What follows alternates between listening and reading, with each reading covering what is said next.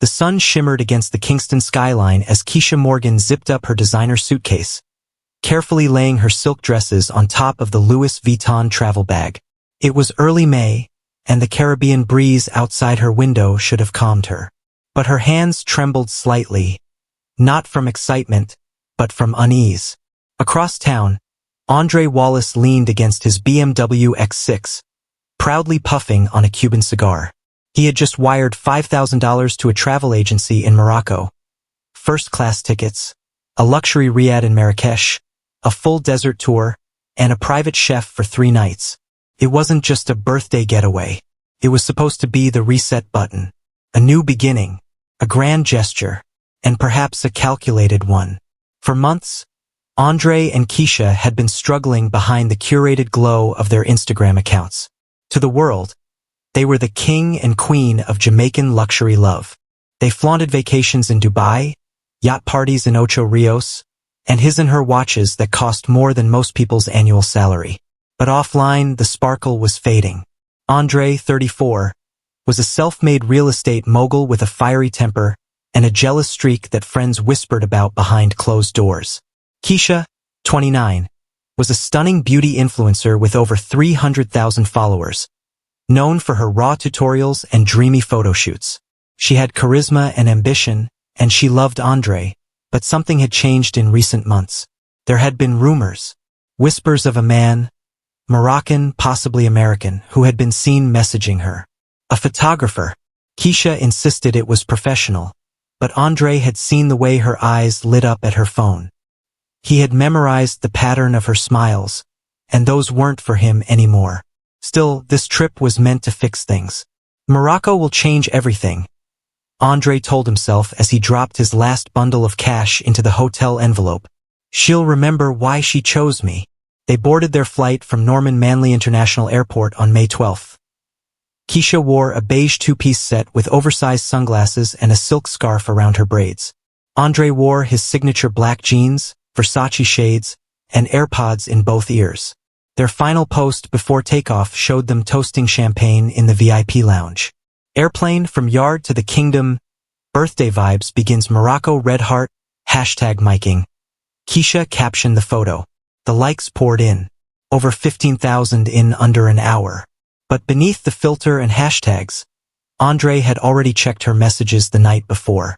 He had seen a name, Shad Rahimi, and a location, Marrakesh. Still, he smiled for the camera. Their flight connected through Madrid, and by the evening of May 13th, they landed in Casablanca. A private driver holding a placard reading Wallace greeted them.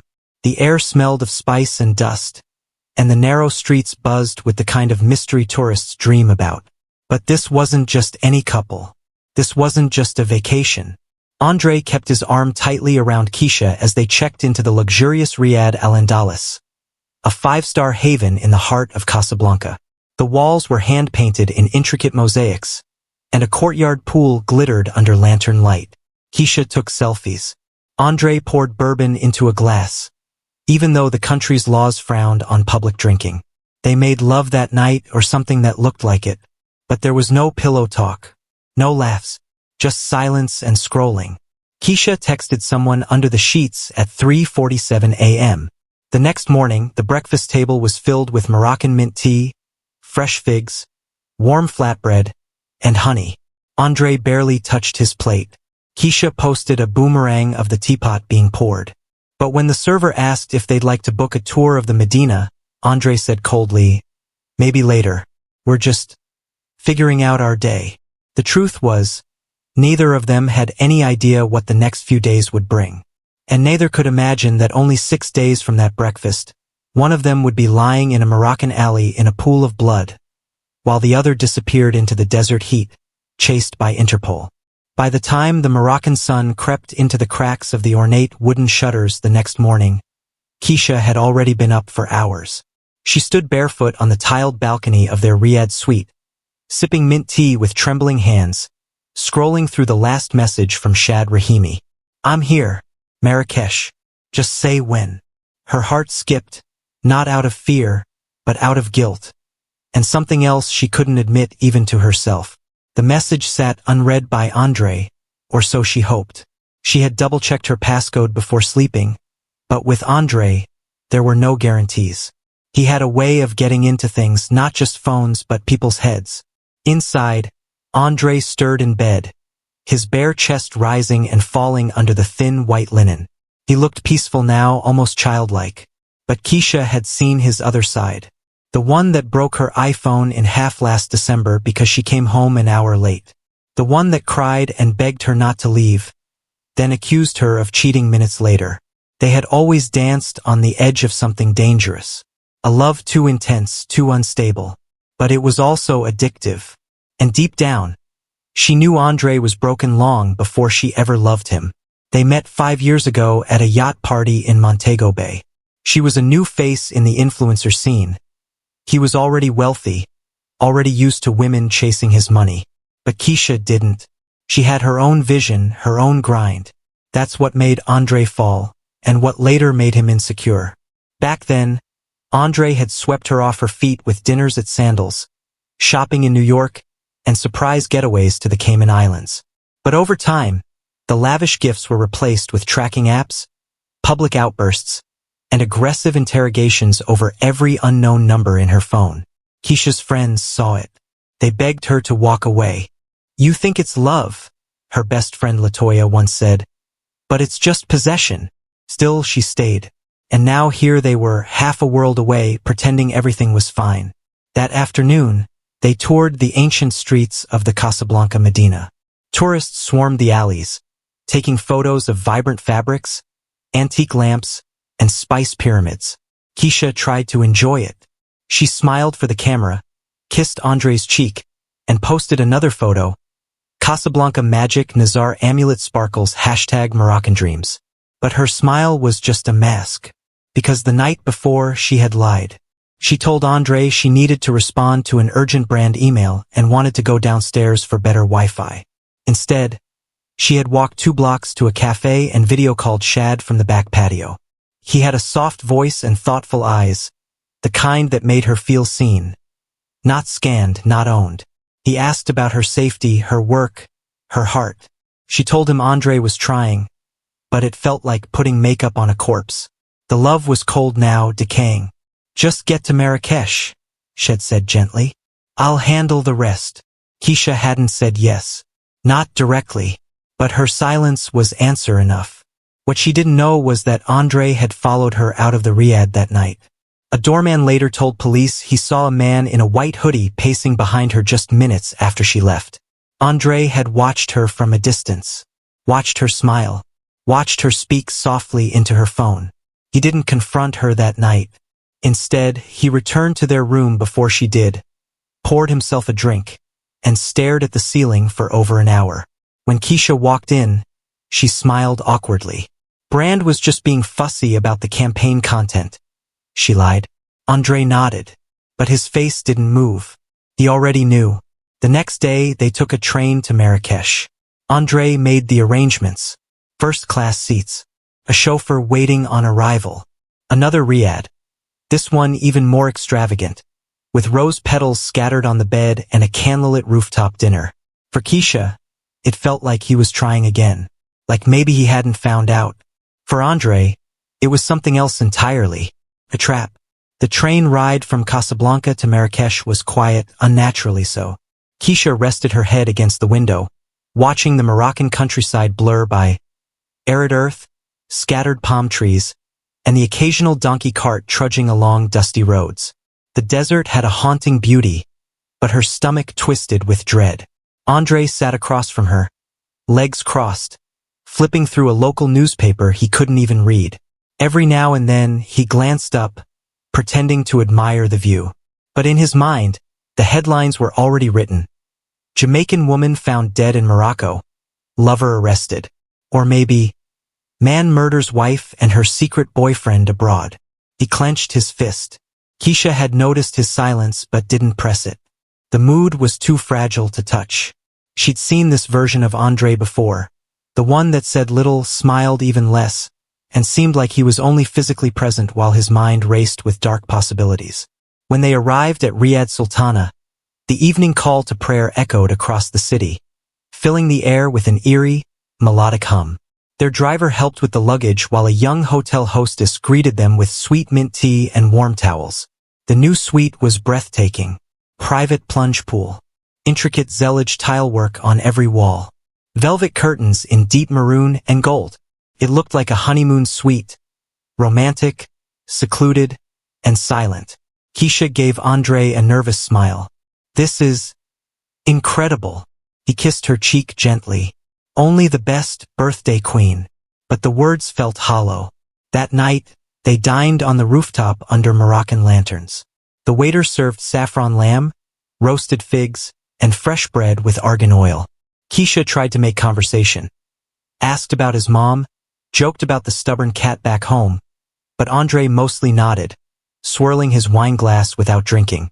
He finally spoke after dessert. "You ever lie to me, Keisha?" She froze, her spoon halfway to her mouth. "What?" He leaned forward, elbows on the table, eyes locked on hers. "I said, have you ever lied to me?" His voice wasn't angry. It was too calm, too rehearsed. Keisha paused, placed the spoon down. "Why would you ask me that?" Andre tilted his head slightly, like a predator observing its prey. "Because I see things. I notice patterns. And I'm not stupid." She tried to laugh it off. "You sound like a detective now." "I should be," he said. "Because if I was, I'd already have evidence." A thick silence followed, the kind that hangs heavy in the lungs. Keisha stood up abruptly. "I'm going to shower." He didn't stop her. In the bathroom, she locked the door and leaned over the sink, breathing hard. Her phone buzzed in her robe pocket. "Shad, I'll be at Le Jardin tomorrow at 3. I'll wait. No pressure." She stared at the message, paralyzed. Everything inside her screamed that this trip was falling apart. She should have told Shad to leave. She should have canceled everything. But the thought of seeing him just once made her feel alive again, made her feel human. She didn't respond. Instead, she closed her eyes, trying to forget the cold look in Andre's eyes just minutes before. Meanwhile, in the bedroom, Andre sat by the pool, sipping from a crystal glass. The soft glow of the lanterns reflected in the water, but his eyes were focused on Keisha's phone, unlocked and mirrored on his tablet via a spyware app he had installed months ago. He read every message, every photo, every timestamp. "I'll be at Le Jardin tomorrow at 3. He smirked. "Perfect," he whispered. That night, they slept in the same bed but as strangers. Keisha lay facing the wall, heart pounding, pretending to sleep. Andre stared at the ceiling, wide awake, his mind rehearsing every move he would make the next day. What she didn't know was that tomorrow was never going to be about closure or answers. It would be about revenge. Morning came, and with it, the illusion of peace. Keisha woke early, slipping out of bed without waking Andre, or so she thought. She moved quietly, wrapping herself in a beige shawl, brushing her curls into a high bun. Her makeup was light, but strategic. The goal was to look casual, not calculated. As she snapped a photo from the rooftop terrace, the golden sunrise bouncing off her skin, she felt the usual rush of likes and comments flood in within seconds of posting. Camera with flash, #desert vibes. The caption was sweet, the image perfect. Her smiling against a backdrop of morning light, coffee in hand, with Andre's back blurred in the distance. To her 300,000 followers, the couple was still glowing, still living the dream. But what no one knew was that the photo had been taken 2 days earlier, in Casablanca. In truth, Andre was downstairs alone, smoking, watching, planning. He had already gone through her phone again while she slept, watched the typing, the deletion, the drafts. He knew she hadn't responded to Shad's last message, but that didn't matter. She was going to meet him anyway, and Andre was going to be there. Around 2:30 p.m., Keisha told Andre she needed to check out a local vintage boutique, recommended by one of her followers. He nodded, pretending to be distracted by a business call on his phone. "Be safe, baby," he said, not looking up. Keisha left wearing sunglasses and a loose-flowing kaftan. She kept her phone close, turning corners quickly, always glancing behind her just in case Andre had followed.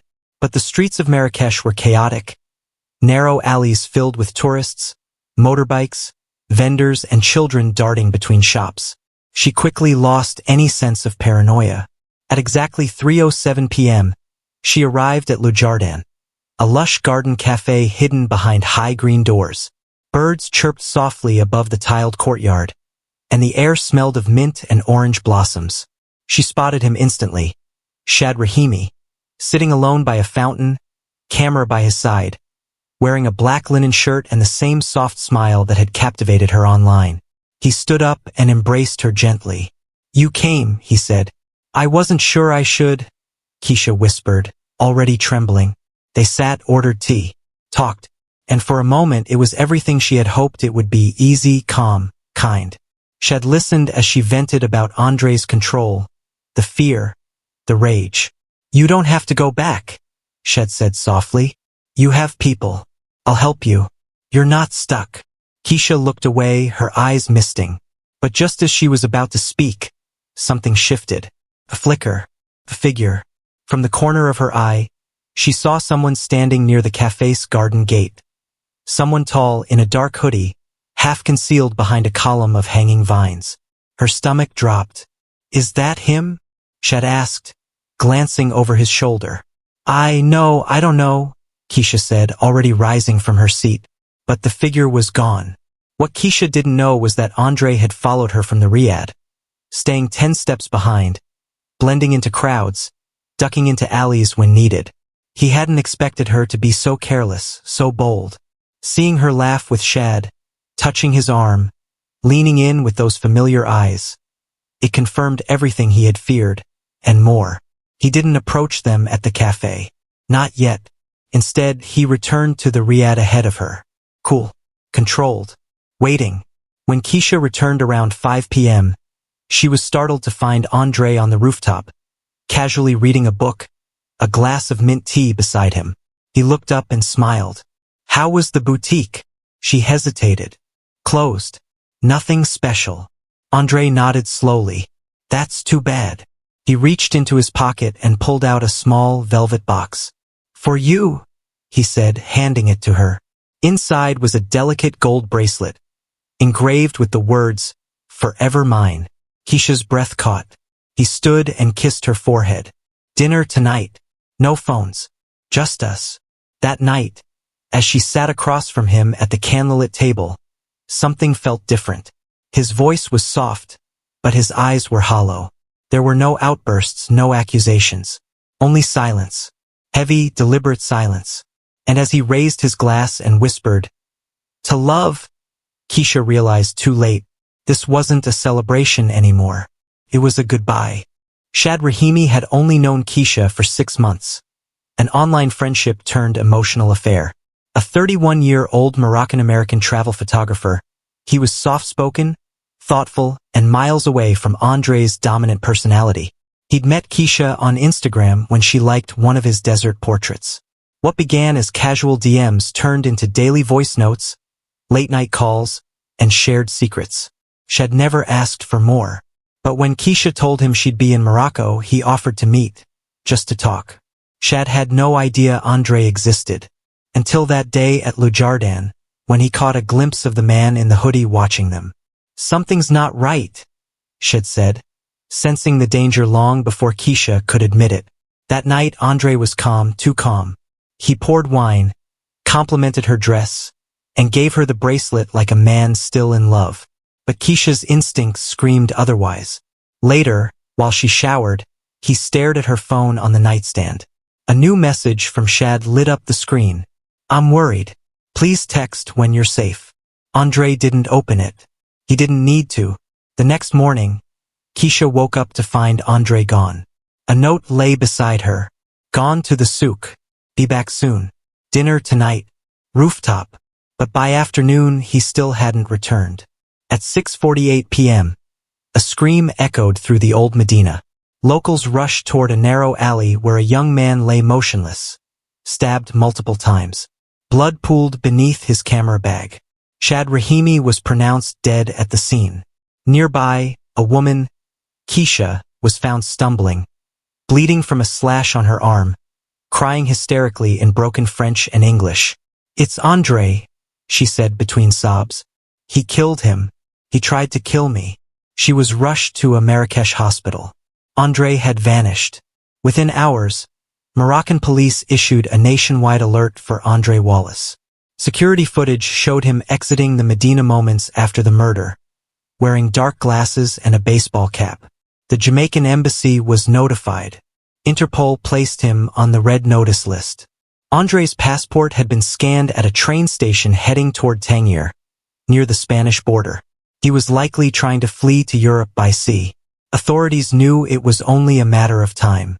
3 days later, in the coastal city of Seville, Spanish police arrested a man attempting to board a flight to Jamaica using a forged passport. It was Andre Wallace, his hair shaved, his beard trimmed, and $4,000 cash stuffed in his shoes. At first, he denied everything. Then, without warning, he muttered, "She made me do it. I gave her everything. She ruined me." Andre was extradited back to Morocco, where the trial began just weeks later.